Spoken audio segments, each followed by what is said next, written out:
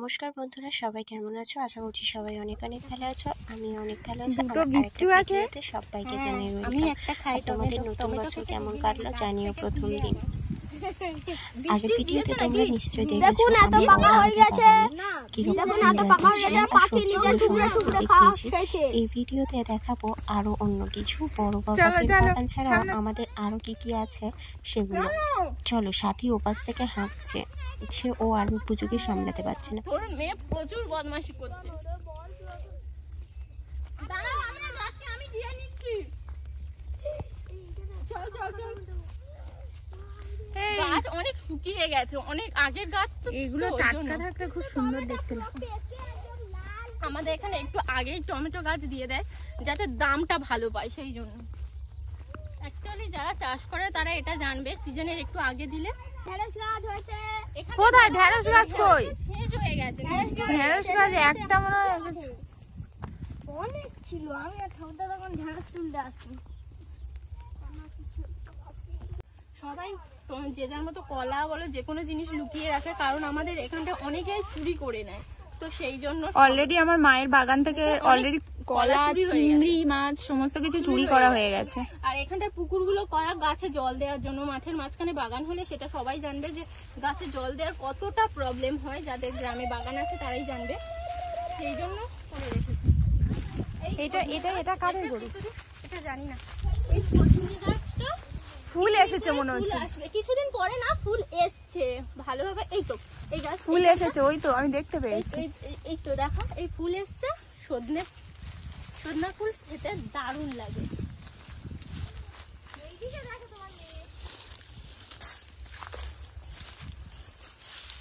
এটা কাদের গরু দোহান?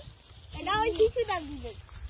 কাংড়ার ঢিল বলে, এর নিচে কাংড়া পাওয়া যায়, বাট এখন আর নেই।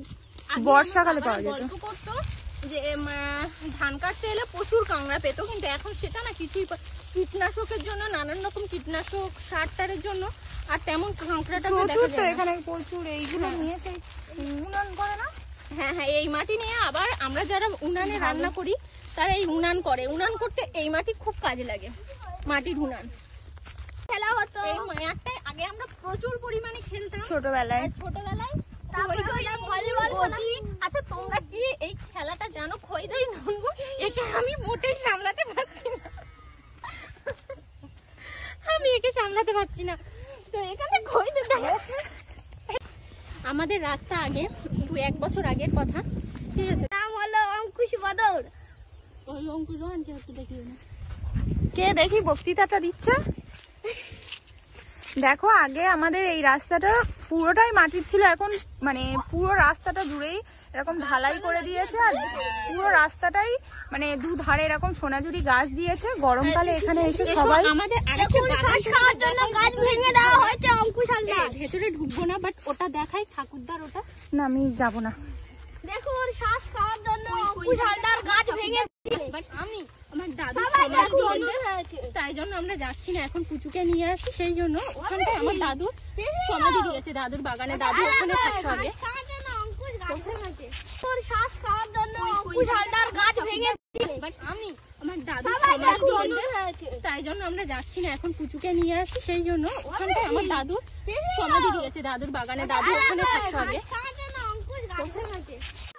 প্রথমে দাদুর বাগানে যাবো না ভেবেছিলাম, তারপর ওর দিদি বললো পুচুকে রেখে যাই, কারণ ওখানটায় গেলে অসুবিধা, বাচ্চা মেয়ে তো, ওই জন্য ওকে রেখে তারপরে আমরা গিয়েছিলাম। দিদি বললো চল, আমার কোনো অসুবিধা নেই, প্রণাম করে আসি। একেবারে দাদু দিতাম।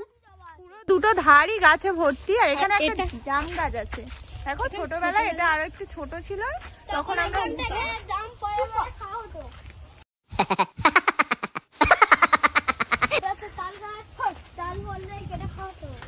চল তুই সামনে চল।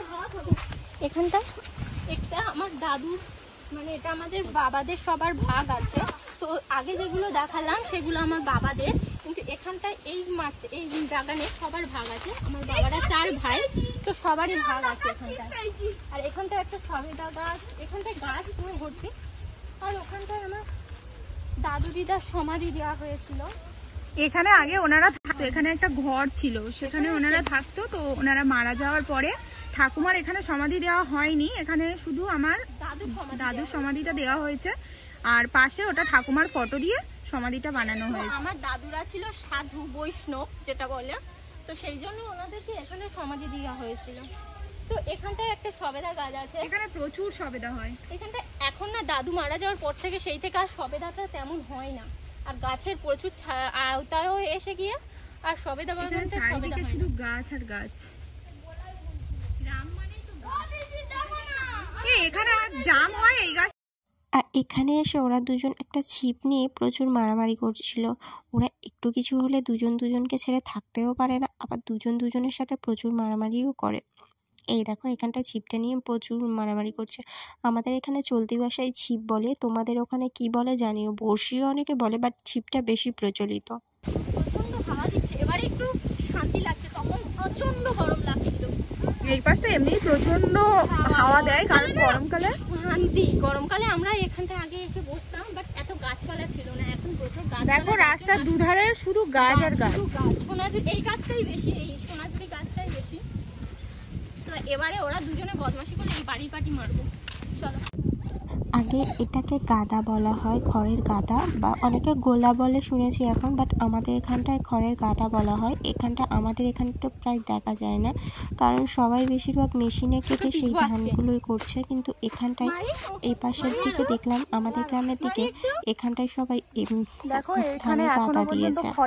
আমাদের শ্বশুর বাড়িতে তো দেখো কত শিমের ফুল এসেছে। এগুলোকে তোমরা কি বলো? আমরা তো ফিটুলি বলি, তোমরা কি বলো জানাবে কমেন্টে। প্রচুর প্রচুর, হ্যাঁ প্রচুর। এখানে বাটারফ্লাই ফুল টুল আছে না? হ্যাঁ বাটারফ্লাই আছে সমস্ত। এখানে এখনো পর্যন্ত এরকম দরজা, মাটির ঘর।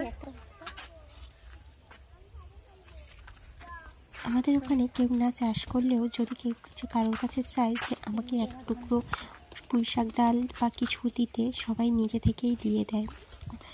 আর এখানটায় ধান ঝাড়ছিল, মেশিন তো অনেকেই দেখেছো, বাট এরকম ধান ঝাড়া কে কত দেখেছো জানাবে। আর সুপারি গাছ, আমাদের বাড়ির উঠানেও আগে অনেক বড় বড় ধানের গাদা হতো, বাট এখন তেমন কেউ চাষ করে না, সেই জন্য হয় না। বড় বড়রা যা চাষ করে মাঠ থেকেই কেটে আনে ধান। অ্যাকচুয়ালি গাদা দেওয়ার আর জায়গা নেই, সবার ঘর হয়ে গেছে, আর সবার আলাদা আলাদা হয়ে করে রোদ পোহাচ্ছে। আর কেমন লাগছে জানিও। আর শীতকালে প্রতিটা আমাদের আশেপাশে, বাড়ির আশেপাশে না প্রচুর পুকুর, আর আশেপাশে নারকোল গাছও দেখেছো, পুকুরের পাশে নারকোল গাছ। আর আমি এই বিচ্ছুটাকে ভয় দেখাচ্ছিলাম, ভয় তো পাইনি, উল্টে আর হাসছিল দাঁত বের করে। দেখে বুঝতে পারছো নিশ্চয়। আর দিদি একে বলছিল পাকা বুড়ো, তো এটা শুনেই সে বেশি হাসছিল। আর আমি ওকে বলছিলাম আমার সাথে যাবি, তো ও বলছিল না। আমি বলছি ঠিক আছে, তোকে আমি নিয়ে নেবো। আর ওকে মারছি, ভয় দেখাচ্ছি, তবুও কিছুতেই ভয় পায়নি। আর আমি এখানটা দেখাচ্ছি আমাদের তেঁতুল গাছ। এই দেখো আমাদের অনেক তেঁতুল গাছ আছে, 3টে তেঁতুল গাছ, অনেক বলতে 3টেই আছে, কিন্তু প্রচুর প্রচুর তেঁতুল গাছ। আগে একটা ছিল, কেটে দিয়েছে। আর এই একটা পুকুর, এটাও ভাগের পুকুর। আর এখানটায় আমি দেখাচ্ছিলাম ট্যাংরা মাছ। আগে বড় বাবারা আগে খালে মাছ দিত, আর সেখানে প্রচুর প্রচুর মাছ চিংড়ি পড়তো।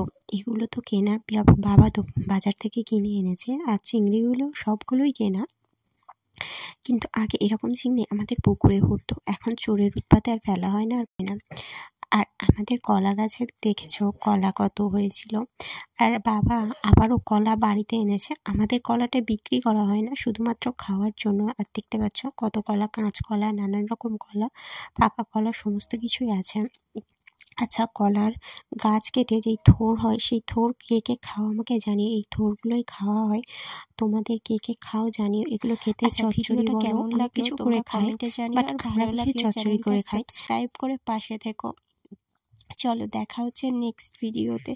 ভিডিওটা কেমন লাগলো জানিও। বাই বাই সবাইকে।